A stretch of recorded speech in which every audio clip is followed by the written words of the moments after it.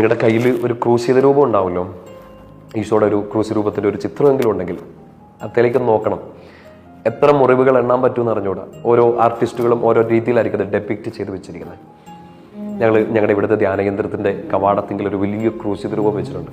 ഒത്തിരി മുറിവുകൾ, ഒത്തിരി ചോരയിട്ടിടുന്ന അങ്ങനെയാണത് ചെയ്തേക്കുന്നത്. ഇവിടെ ഈശോയുടെ ഈ നെഞ്ചോട് ചേർന്നൊരു മുറിവിൽ, ആ മുറിവിൽ പാടിൽ ഞാൻ ഇടയ്ക്ക് പോയി തൊട്ട് പ്രാർത്ഥിക്കാറുണ്ട്.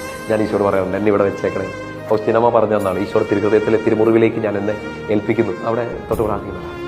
ചുമ്മാ നിങ്ങളുടെ കയ്യിലുള്ള ആ ഒരു ചിത്രം, ക്രൂശ് രൂപം എടുത്ത് നോക്കുക. എന്തോരം മുറിവുകളുണ്ടല്ലേ. നിങ്ങളത് ഒരു ചിത്രം, ഒരു രൂപം കണ്ടില്ലെങ്കിൽ തന്നെ നിങ്ങൾ വായിച്ചിട്ടുണ്ട്. എത്രയോ മുറിവുകളാണ്. എന്താണെന്നറിയോ? നിങ്ങളുടെ ശരീരത്തിലേക്ക് നോക്ക്, നിങ്ങളുടെ മനസ്സിലേക്ക് നോക്ക്. നിങ്ങൾ ഏൽക്കേണ്ട, ഞാൻ ഏൽക്കേണ്ട മുറിവുകളെല്ലാം അവൻ ഏറ്റെടുത്തു. നമ്മുടെ ക്ഷതങ്ങളാണ് അവൻ്റെ ദേഹത്തുള്ളത്. നമ്മുടെ പാപങ്ങൾക്ക് പകരമാണ് അവൻ മുറിവേറ്റത്. നമ്മൾ കരയാതിരിക്കാനാണ് അവൻ കരഞ്ഞത്. ഈശോയുടെ പ്രിയപ്പെട്ട കൊച്ച്, നീ രാത്രിയിലോ ഇതിപ്പോൾ കേട്ടുകൊണ്ടിരിക്കുന്ന ഈ ഒരു സമയത്ത് നീ കുടുങ്ങി നിൽക്കുകയാണെങ്കിൽ, പെട്ട് നിൽക്കുകയാണ്, എന്ത് ചെയ്യണമെന്ന് അറിയത്തില്ലാതെ, ഒരു വലിയ സൈന്യം മുഴുവൻ നിനക്കെതിരെ നിൽക്കായിരിക്കും. നീ ഒരു സിംഹക്കുഴിയിലായിരിക്കും.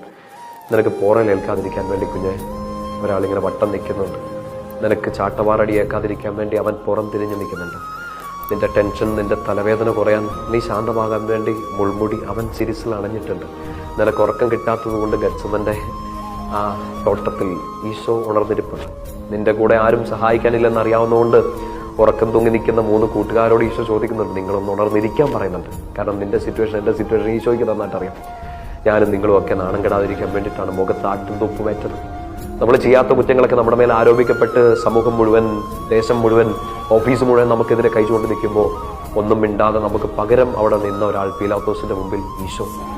നമ്മൾ മുമ്പോട്ട് നടക്കാൻ വേണ്ടി ഈശോ കുരിശെടുത്ത് നടന്നില്ലേ? കൊച്ചെ, നീ വീഴാതിരിക്കാൻ വേണ്ടി ഈശോ വീണിട്ടുണ്ട്. നീ എഴുന്നേറ്റ് നടക്കാൻ വേണ്ടി ഈശോ കുരിശിന്റെ ഭാരം എടുത്ത് നടന്നിട്ടുണ്ട്. ആ കുരിശിന്റെ ഒരറ്റത്ത് എന്നെയും നിന്നെ വെച്ചിട്ടുണ്ടോ?